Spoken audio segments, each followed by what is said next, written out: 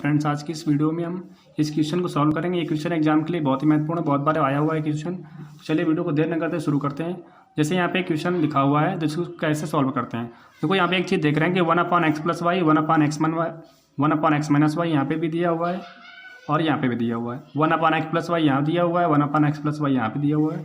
तो यहाँ पे क्या करते हैं, 1/x + y = a मान लेते हैं, 1/x - y = b मान लेते हैं। पहले से लिखा हुआ है यहाँ पे, इसको मान लेते हैं। मानने के बाद देखो यहाँ पे ऊपर 5 है, तो 5 1/x + y क्या माना a, तो 5 हो गया। 1/x - y क्या माना b, यहाँ पे +b हो गया, = 2 हो गया। ऐसे यहाँ पे देखते हैं 15 है यहाँ पे, और 1/x + y यहाँ पे है a, तो 15 हो गया, माइनस का 5 भी हो गया, -2 हो गया। देखो दिक्कत किस में होती है, दिक्कत थोड़ा उसमें होती है जिसमें कि वैल्यू ऊपर न दे करके नीचे देता है। ठीक है, तो वो भी क्वेश्चन हम लेकर के आएंगे। तो वीडियो को लाइक कर लें, चैनल को सब्सक्राइब कर लें और बेल आइकन को प्रेस कर लें, ताकि आगे आने वाली वीडियोस की नोटिफिकेशन समय पर आती रहे। तो चलिए आगे देखते हैं। अब देखो इन क्वेश्चन को सॉल्व करना है। इसको सॉल्व करने के लिए क्या करते हैं, या तो देखो यहाँ पे 3 गुणा करो समीकरण थर्ड में, तो 5 × 3 = 15 बराबर हो जाएगा, या फिर यहाँ पे 5 गुणा कराओ।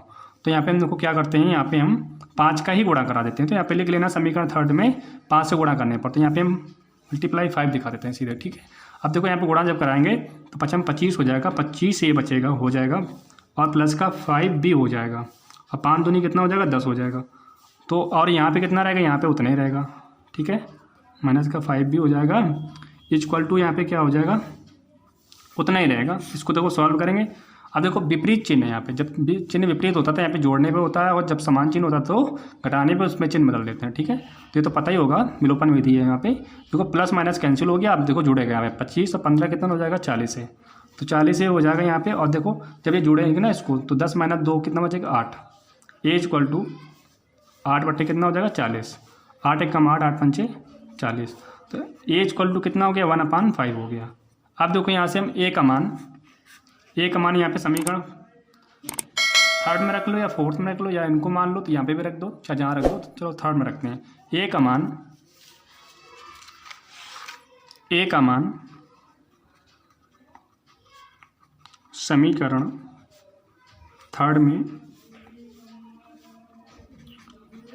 रखने पर, देखो थर्ड में जब रखेंगे ना, यहाँ पे थर्ड क्या है, यहाँ पे देखो 5a है यहाँ पे, 5a प्लस का b, तो 5a कितना अपने पास 1/5 है, 5a प्लस का b = कितना हो जाएगा, 2। ये तो कैंसिल हो गया, तो 1 + b = यहाँ पे बचेगा 2, b = कितना हो जाएगा, 2 - का 1, b = यहाँ पे बचा 1। ठीक है, b = कितना बचा यहाँ पे, 1। जब b = 1 बचा है, तो यहाँ से देखो a का मान और b का मान, ठीक है, यहाँ से ये क्या करेंगे, यहाँ पे समीकरण फर्स्ट व सेकंड में रखेंगे। ठीक है, a व b का मान समीकरण फर्स्ट व सेकंड में रखने पर, तो यहाँ पे नीचे लिख देते हैं a व b का मान समीकरण फर्स्ट व सेकंड में रखने पर।